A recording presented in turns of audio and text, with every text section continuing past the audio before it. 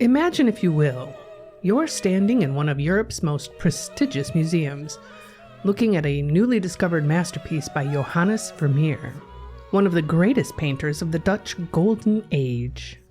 And imagine that the year is 1937. All around you, art experts are weeping, scholars are writing rapturous reviews, and the public is swooning. The museum paid $500,000 guilders for this work, which would be about $5 million today. This painting is a miracle. A lost Vermeer found after 3 centuries. Except, it's not a Vermeer. It's a fake. This is the story of the man who not only conned the entire art world, but he was also the man who, in spectacular fashion, successfully even fooled the Nazis.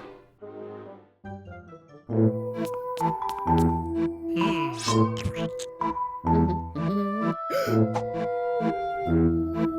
no. Yoink.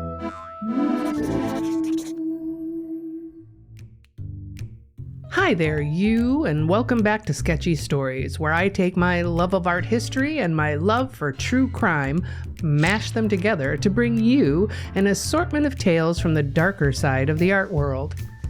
My name is Lady Imperatrix, and I am honored to be your host. And if you find you like what I do here, please feel free to like, subscribe, comment, share, any or all of the above, if you want to, of course. No stress. Today, we're talking about Han van Meegeren, a frustrated artist who became one of the most successful forgers in history. He was so good, in fact, that even after he confessed, nobody believed him, and he had to prove himself in a most interesting way. That said, this is a wacky one, so let's get into it.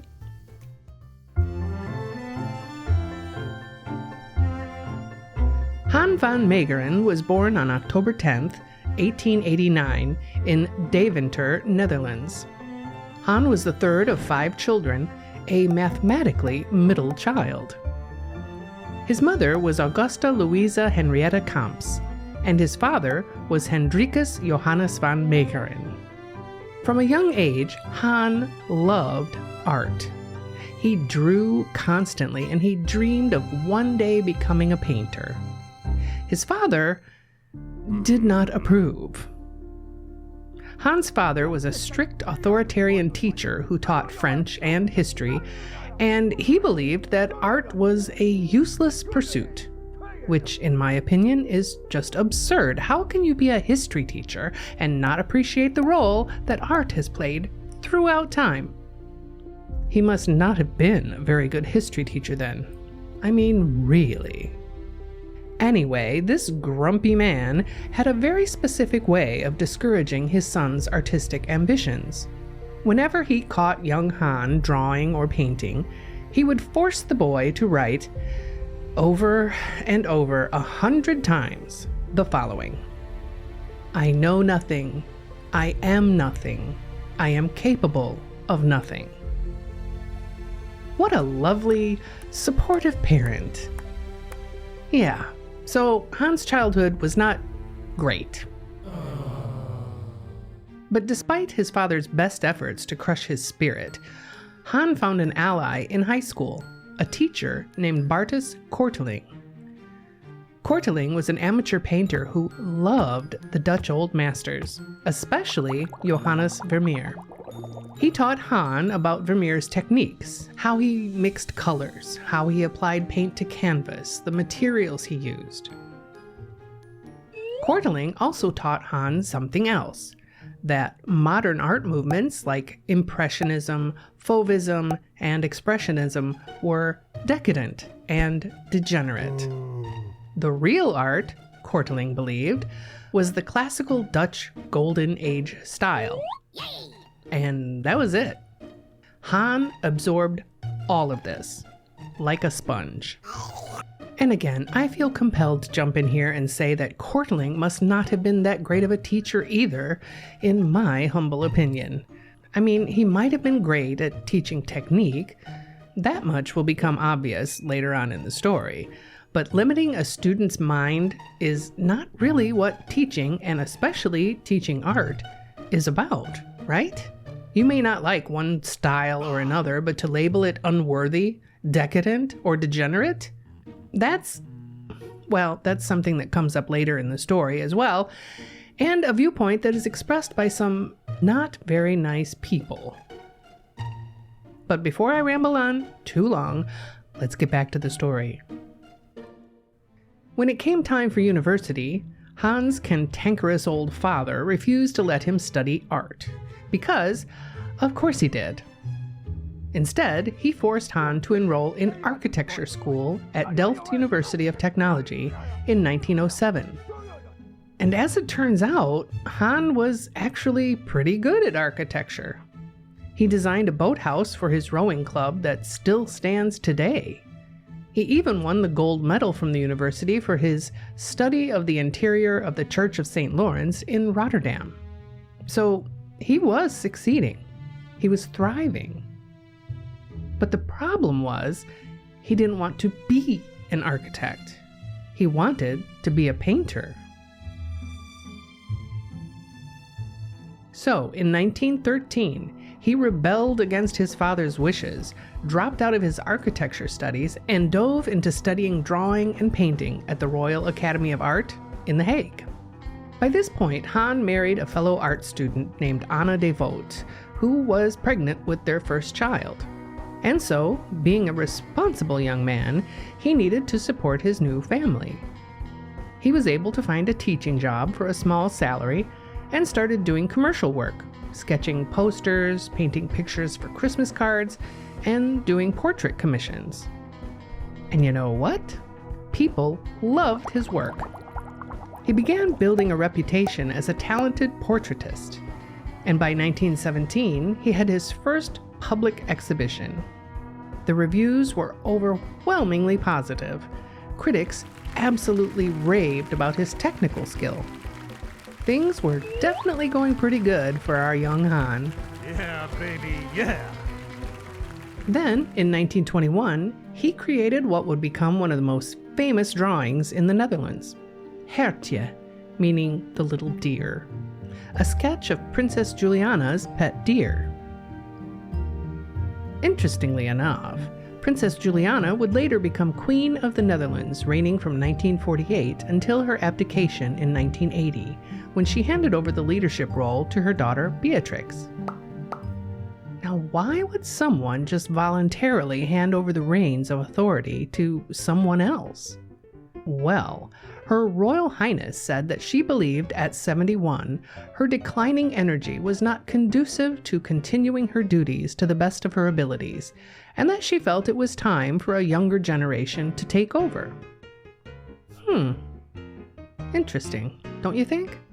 The old guard honorably moving over for younger people with new visions for their own future to take charge? Just thinking out loud, but yeah. Seems kinda wise.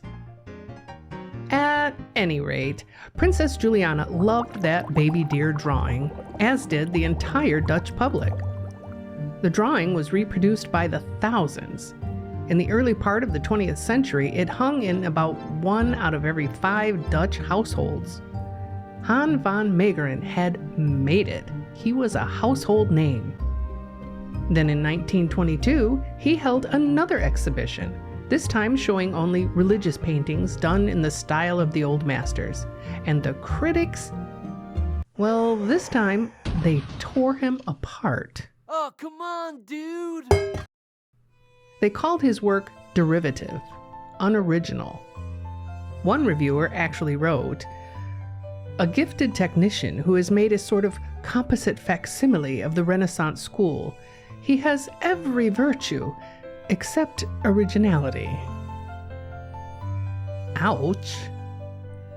That right there, that's what broke him. Han van Meegeren had spent his formative years being told he was nothing, and now the art world was saying basically the same thing his father had. You're just a copyist. You have no original talent. You know nothing. You are nothing. You are capable of nothing. So Han decided to prove them all wrong in the most dazzling, illegal way possible.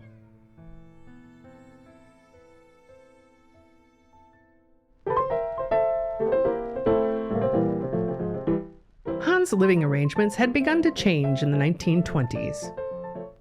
After many years of unhappiness on both parts, Han and his wife Anna divorced. 2 years later, he moved in with an actress named Johanna Oerlemans, and they were eventually married in 1928.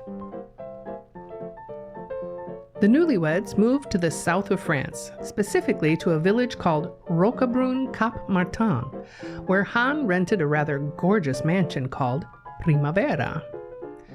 On the surface, Han was living the high life, painting portraits of wealthy socialites, traveling all over Europe, enjoying his life on the Riviera. But secretly, he was plotting revenge. Han's plan was brilliantly simple. He would create a lost Vermeer masterpiece so convincing that the world's top art experts would authenticate it. They would praise it. Museums would pay millions for it. And then, only then, Han would reveal that he had painted it. That a derivative artist with no originality had fooled the entire art establishment. A real Count of Monte Cristo level scheming. I will have my revenge. So we're on board with this, right? Stuffed shirts and their condescending take on his work? Ouch! Yeah, you go, Han. But here's the catch. Creating a convincing old master forgery is hard. It's not enough just to paint in Vermeer's style. You have to fool scientific tests. You have to make a painting look 300 years old. You have to use the right materials, the right techniques, the right aging process. So, Han spent 6 years perfecting his technique. Here's what he did. Number 1, he bought authentic 17th century canvases. And you might rightfully ask, where would one even get those? Well, apparently you can find old paintings at flea markets and auctions, scrape off the old paint, and then just reuse the canvas. Number 2, he mixed his own paints from scratch using old recipes. He hand ground natural pigments, lapis lazuli, white lead, indigo, cinnabar, just like Vermeer would have done in the 1600s. Number 3, he made his own badger hair paintbrushes, because that's what Vermeer used. And as bristles or bits of bristles from paintbrushes often get left behind in the paint, a microscope could easily tell the difference between a nice, smooth, modern bristle and the organically imperfect bristle of a badger hair. Number 4, he developed a chemical aging process using a phenyl formaldehyde resin known as Bakelite, the first synthetic plastic. Yep, you know that really cool stuff that you can find in flea markets? That's made of Bakelite. And using this stuff is where Han really gets clever. You see, oil paints don't dry, they harden. And depending on environmental factors, they take 50 to 100 years to fully harden. If you try and speed up the process with heat, the paint just burns or melts or blisters. But Han figured out that if he mixed his paints with lilac oil to prevent fading, and then added a little Bakelite, he could bake the painting at a relatively low temperature to completely harden it basically overnight. Then he'd artificially age it by using something like a rolling pin to create cracks that made the painting look centuries old. So he had his strategy, and he most certainly didn't want anyone to know what he was doing. But there was one little thing that could have given him away, or at least raised suspicion during all this. You see, because he was using so much lilac oil, his studio smelled super strongly of lilacs. To combat any questions about this, he told everyone how much he just loved lilacs, which explained why he had vases and vases and vases full of fresh lilacs filling his studio all the time. After 6 years of intense study and practice, Han was ready. And in 1936, he created his masterpiece, The Supper at Emmaus. It depicted Jesus revealing himself to his disciples after the resurrection, a biblical scene, painted in what appeared to be Vermeer's early style. So now, all Han needed to do was to get it authenticated.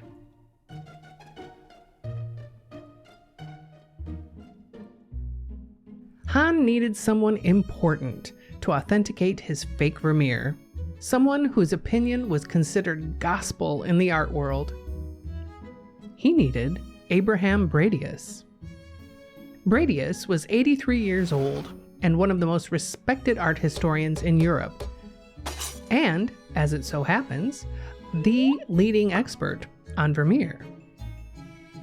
He had dedicated his entire life to studying Dutch Golden Age art.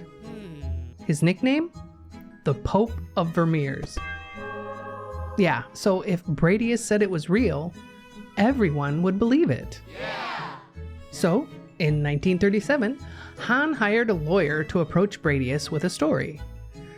The lawyer claimed to represent a Dutch family estate that had discovered a lost Vermeer in their collection. The family wondered if Dr. Bradius would be so kind as to examine it. Well, of course, Bradius agreed. And when he saw The Supper at Emmaus, he was overwhelmed.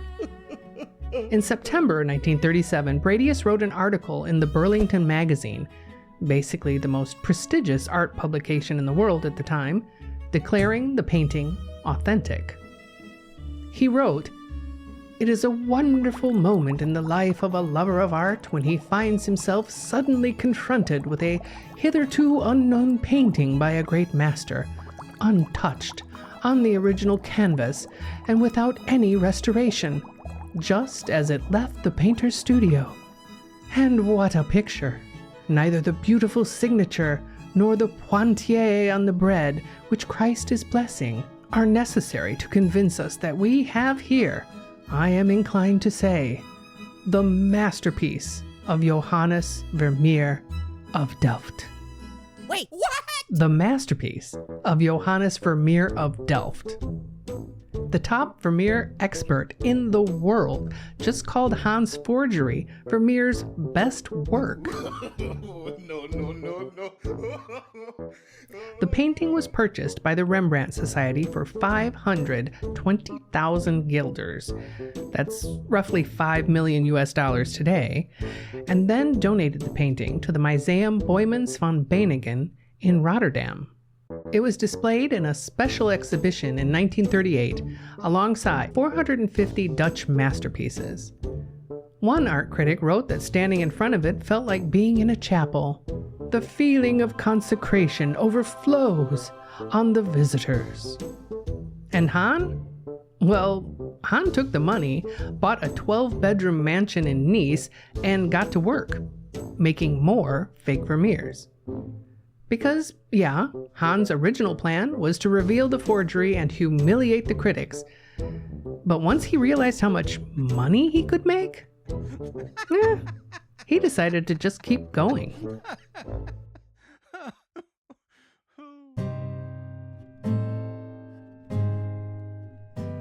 Over the next several years, Han van Meegeren became very rich. He created at least 18 to 20 forgeries that we know of, mostly Vermeers, but also some fake paintings by other Dutch masters. Over his entire forgery career, that being from 1937 until 1945, he amassed a fortune of what would be the equivalent of a little over $250 million in today's money. Yeah, billion with a B. The forgery business was quite lucrative indeed. He bought 52 homes and 15 country estates all across Europe. He became quite the party boy in the process as well. He threw massive, lavish parties. He chain smoked and drank heavily. He even became addicted to morphine after he started using sleeping pills to combat his insomnia. In 1943, Han had moved back to the Netherlands and was living in an exclusive mansion on the Keizergracht in beautiful, beautiful Amsterdam, a street that had once been home to various fancy people, such as Cornelius van Gogh, Vincent van Gogh's uncle, U.S. President John Adams, and Golden Age painter Ferdinand Bol had all lived on that street. In more recent times, acclaimed Dutch actor Rutger Hauer even owned a home there too. So Han fit right into that upper echelon neighborhood of the rich and famous just fine. In December of that year, with political instability making life kinda wobbly when thinking about the future, and with Han concerned about the what-ifs in regards to him maybe getting caught doing this whole forgery thing, he came up with an innovative plan to protect his hard-earned cash. He and his wife Johanna got divorced. But it was a fake divorce. The perfect kind of divorce for a forger. You see, this divorce was on paper only. They stayed together. They kept living together, enjoying each other's company and the fruits of the forger's life. The crux of it all was that he transferred most of his fortune, bank accounts, a certain degree of assets, and so on, into her name. That way, if he was ever carried off by the authorities, they'd lose very little because she was not involved in the family business. In fact, they would both later claim that she knew nothing about what he was doing. She was completely innocent. Sure, Jan. So yeah, he's making money. The majority of that money is totally protected. He's partying nonstop and absolutely living out loud. Life was dandy. And then... War. War never changes.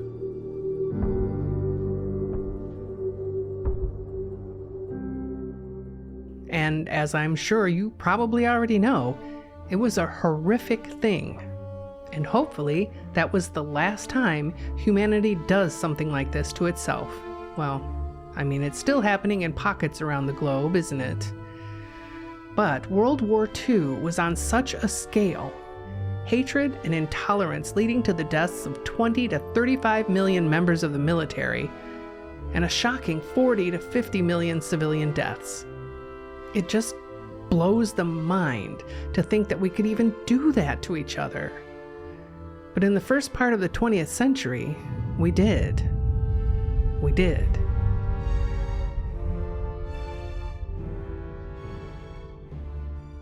In one of the less lethal, but certainly still shameful aspects of the war, was the amount of looting.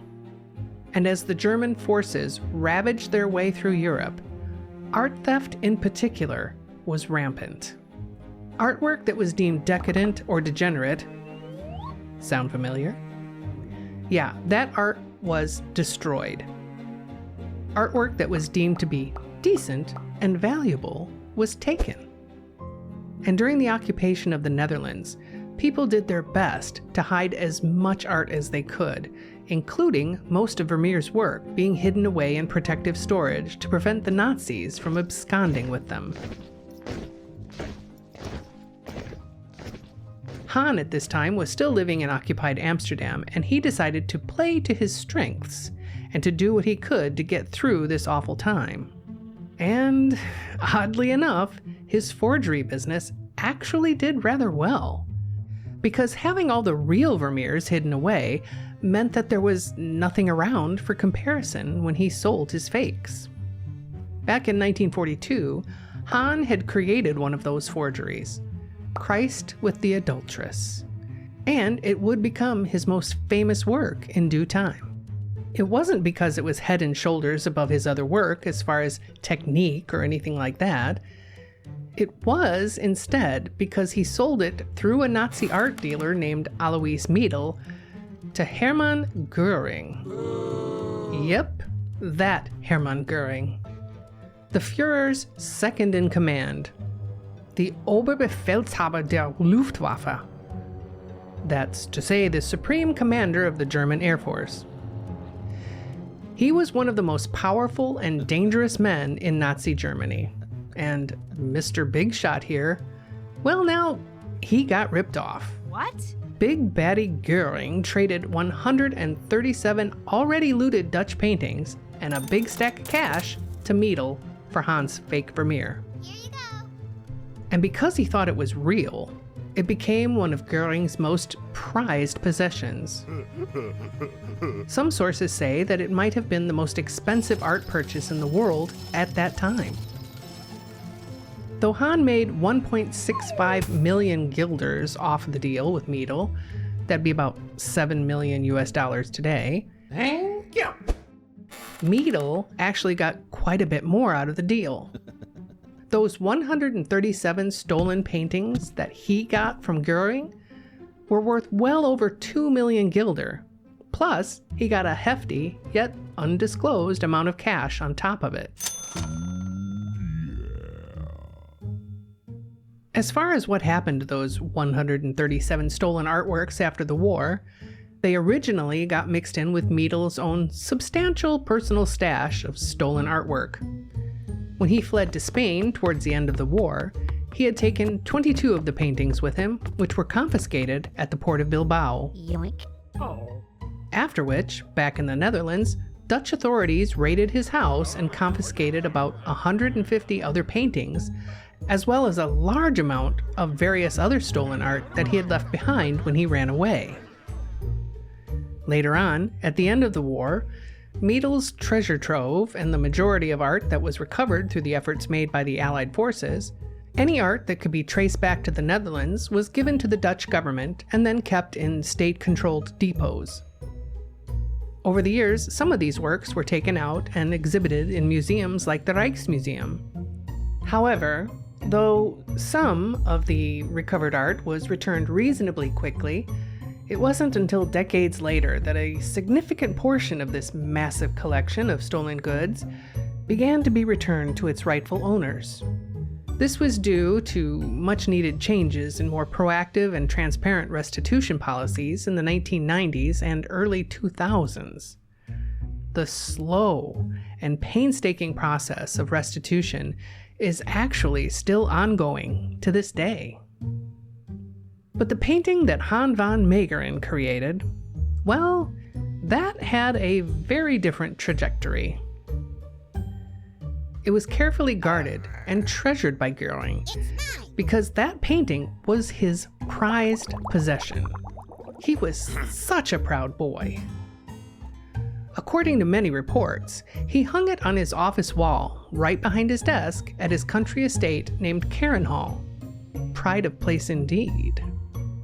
And he kept it there until he couldn't. Because after 6 long, very cruel years, the war finally ended.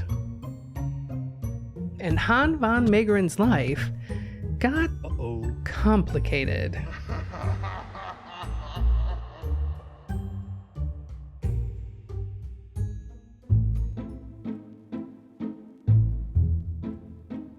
On May 17, 1945, Allied forces, including the famed recovery team known as the Monuments Men, entered the Altasse salt mine, where some high-ranking Nazis, including Hermann Göring and his mustachioed boss, had been hiding a huge amount of their looted art. Stashed in that mine were over 6,500 paintings and another 1,500 or so watercolors, drawings, sculptures, you name it. U.S. Captain Harry Anderson discovered Göring's personal collection in that mine, over 1,000 paintings alone, including Han's version of Christ with the adulteress. After rescuing all of the art from the mine, which in and of itself had been rescued by local miners when they refused to follow through on orders to set off bombs that had been installed in the mines, heroes, every single one of them. But yeah, after the art was removed from the mine, the Allied forces, these monuments men, or more precisely, the members of the Monuments, Fine Arts, and Archives section of the U.S. Army's Civil Affairs and Military Government Division, Monuments men is easier, they immediately started tracing the provenance of all the looted art. And when they traced Christ with the adulteress back through the paperwork, it led them to Han van Meegeren in Amsterdam. 12 days after the painting was recovered from the mine, on May 29, 1945, Dutch authorities arrested Han. The charge? Collaborating with the enemy and selling Dutch national treasures to Nazis. This was a serious charge. The punishment was death. In this predicament, Han found himself in a rather difficult situation. He could A, admit that he sold a real Vermeer to the Nazis and be executed as a traitor, or B, admit that he forged the Vermeer, confess to fraud, and face an obviously lighter sentence than death. After a couple of weeks in jail, and I'm sure a lot of introspection, on June 12th, Han made his confession. The painting in Göring's hand is not, as you assume, a Vermeer of Delft, but a van Meegeren. I painted the picture. And the authorities, they did not believe him. So he continued on with something like, well, guys, it wasn't the only one. I did quite a few, actually. Like, you know, that supper at Emmaus that you all went crazy for a few years back? Yeah, that was me. And so was the Head of Christ, the Last Supper, the Blessing of Jacob, and there were so many. I just can't think of them all right now. The people in that room were speechless. Oh, yeah, and I didn't do just Vermeer either. I did a couple of Pieter de Hoogh, a couple of Frans Hals. Let's see, so many really. All in all, it was like 14 Vermeers and a few other ones too. Really, guys, it was me. The idea that someone had fooled the world's top experts with a fake Vermeer seemed impossible, ridiculous even. So much so that they thought he was just making up the whole incredible story to save his skin. So, in a Hail Mary move, Han made them an offer. I'll prove it to you. Just watch me. And that wasn't some sassy, just watch me kind of thing. No, he meant that literally. He would paint another Vermeer right in front of them.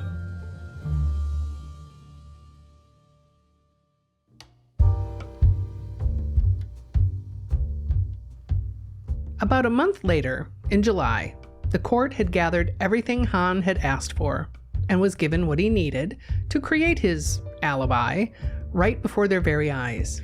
Paints, brushes, a canvas, and a room. Under the watchful eyes of reporters and court-appointed witnesses, Han van Meegeren began to paint his final forgery, Jesus among the doctors. What's up? He worked steadily for months, from July to December. And slowly, meticulously, in front of everyone, he created another Vermeer. When he finished, even the skeptics had to admit, this guy really could paint like Vermeer. But those in authority still weren't 100% convinced. I mean, this was a really serious charge that they had brought against him. Faking Vermeer? So they brought in a team of international experts, chemists, curators, professors, all to examine Han's alleged previous forgeries as well. The commission was led by Paul B. Koremans, a Belgian chemist who ran tests on the paintings. And here's what he found. X-rays revealed that Han had painted over old canvases, and that the cracking of the paint on the top layer did not match the cracks in the underlying layers. In other words, the cracking was not part of the natural process of slow hardening oil paint. The ultramarine blue pigment in some of the paintings contained traces of cobalt blue, a man-made pigment that wasn't invented until the early 1800s, and therefore did not exist in Vermeer's time. The lead white found in the paintings was modern and lacked the silver and antimony traces that were found in 17th century Dutch lead. The paintings were fake. All of them. Han van Meegeren had really done it. He had fooled the world. The collaboration charges were dropped. Han was no longer facing execution. But now, he was going to face trial for fraud and forgery. Oh no! Oh dear. The trial began on October 29, 1947, in Amsterdam. But over the roughly 2-year period between his arrest and trial, something very strange happened. The Dutch people fell in love with Han van Meegeren. See, Han spun the story brilliantly. He claimed that he sold the fake Vermeer to Göring not for money, but out of patriotism. He tricked a Nazi into trading 137 real Dutch paintings for his worthless fake, thereby saving Dutch cultural heritage. And just like the story of Vincenzo Perugia when he stole the Mona Lisa, this patriotism angle didn't actually stand up to scrutiny, but it really didn't matter in the end. After hearing how Han had fooled a big-time Nazi, the Dutch public went cuckoo for Cocoa Puffs over this whole thing. An opinion poll of October 1947 found that Han van Meegeren was the second most popular person in the Netherlands, right behind the Prime Minister and just ahead of Prince Bernhard, the husband of Princess Juliana. And even when it came out that he had been doing this for years, no problem. People happily just saw him as a cunning trickster who had humiliated pompous art experts and fooled a Nazi. But wait, the story gets even better. We need to talk about Göring's reaction to all of this. According to some reports, while awaiting trial in Nuremberg, Hermann Göring was told that his beloved Vermeer was a fake. He apparently didn't take that news very well at all. It's reported that he, and I quote, looked as if for the first time he had discovered there was evil in the world. I mean, really. Anyway, the source of this quote has been lost to time and could very well be apocryphal. But I'm going to choose to just delight in the possibility that it is, in fact, true. Because it makes me smile a little bit. But back in the Netherlands, on November 12, 1947, Han van Meegeren was finally convicted of forgery and fraud. He was sentenced to 1 year in prison. Not jail, but prison. However, Han never served his sentence.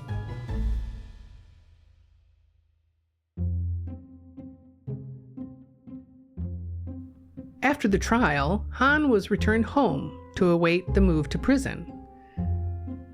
During this time, he was basically a free man, walking around his neighborhood, enjoying the fresh air, and just enjoying life. Then, on November 26th, 2 weeks to the day after his conviction, Han suffered a severe heart attack and was rushed to the hospital and would never leave.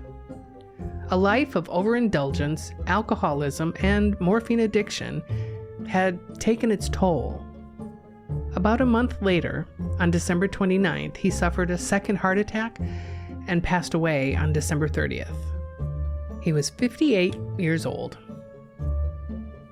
His friends, family, and several hundred other people attended his funeral. His son, Jacques, delivered a touching eulogy about artistic skill and technique, ending with the words, "Too many young artists think that skillful drawing and command of painting techniques are no longer necessary to become an honest artist. They would do well to take an example from my father." The media tried to interpret those words as Jacques encouraging young artists to become forgers, but it was soon clarified that he was simply trying to praise his father's unmatchable skill and abilities. 3 years later, in 1950, an auction of his house and possessions was held, the proceeds of which were to be used as restitution for the people that had paid big bucks for their fake Vermeers years before, as well as to pay the income tax that he had somehow forgotten to pay when he sold his fakes in the first place. The estate sale raised a mere $500,000 in today's money, not really enough to even make a dent in what was owed. But Johanna, Han's wife, she somehow managed to keep the millions he'd transferred to her name back in 1943, at the time of their faux divorce. The authorities could never prove that she was an accomplice, so they couldn't touch her money. Whether Han was simply protecting her all those years ago with this sneaky move, or whether she was in on it the whole time, we'll never know. But either way, she got away with the grand prize. She lived in luxury for another 30 years, passing away in 1977 at the age of 91. And to add just one more final twist to this story, after Han's death, his forgeries became rather valuable. To own a Van Meegeren forgery, well, now that was a feather in any collector's cap. The value of these paintings were respectable enough that young Jacques, remember him, Han's son? Well, he had grown up to become an illustrator and painter himself, and he decided to follow in his father's footsteps and began forging his dad's forgeries, faking fake Vermeers. Sometimes the apple really doesn't fall far from the tree, but I have no doubt Han would have approved.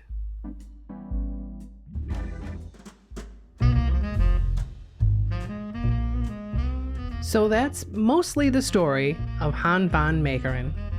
But Han left us with some really interesting things to think about. He was a man whose father told him he was nothing. A man whose critics bashed him. A man who decided to get his revenge by becoming one of the greatest forgers in history. He fooled the world's top experts. He sold fakes for millions. He even tricked a big-shot Nazi, and in the end, he became a national hero. Today, several of his forgeries are still on display in museums. Not as Vermeers, obviously.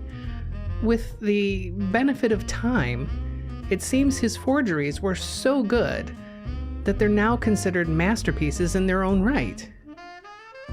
But what makes a masterpiece? Han had this to say during his trial. Yesterday, this painting was worth millions of guilders, and experts and art lovers would come from all over the world and pay money to see it. But today, it's worth nothing because I painted it. But the picture has not changed. Only the expert's opinion has. And he had a point. Is a painting valuable because of who painted it, or because of the painting itself? I understand the difference between, oh, I own an original Da Vinci, and, oh, my grandmother painted a picture of her garden. But if that unknown grandma's depiction of her garden is done with skill, with passion, and touches people when they see it, does it have less actual value than a Da Vinci? I think it really depends on how one defines value. If one looks at the question from a strictly capitalist perspective, then no, Grandma's painting isn't worth anything. But if one looks at it from an artistic perspective, a truer, more heartfelt and human perspective, the perspective that drives an artist to pick up a brush in the first place, then I would place Grandma's piece right next to a Da Vinci, with no hesitation. It all comes down to perspective, and the most honest perspective, as any artist knows, somewhere deep inside, it isn't about who's holding the brush. It's about what's on the canvas. Your work has value the moment you create it, and every brushstroke holds meaning. Thank you for watching this episode of Sketchy Stories. Please be sure to join me next time for a story from the 1960s full of glitz, glam, and one little gun. And if you haven't already, be sure to subscribe and, click that little bell thingy so you won't miss any of the upcoming stories. Right, well, it looks like we've come to the end of our time. Please do take very good care of yourself. Be kind, play nice, and I'll see you in the next one. Bye! I want some money. Give me some, give me some, give me some, give me some too. Oh, ain't it funny the difference that money makes to you?